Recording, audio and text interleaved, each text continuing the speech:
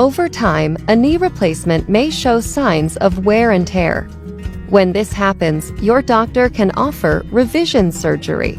It replaces the worn-out parts with new ones. To begin, you are put to sleep. The surgeon makes an incision in your knee to reach the joint.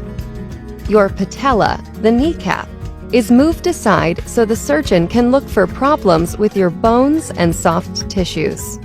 Loose or worn knee implants are taken out, and your bones are prepared for the new implants. If your bones are badly damaged, your surgeon will strengthen them. Next, the new implants are put into your knee. Then, the new joint is tested to make sure the parts fit together perfectly. Your new knee will support your weight and glide smoothly as you walk.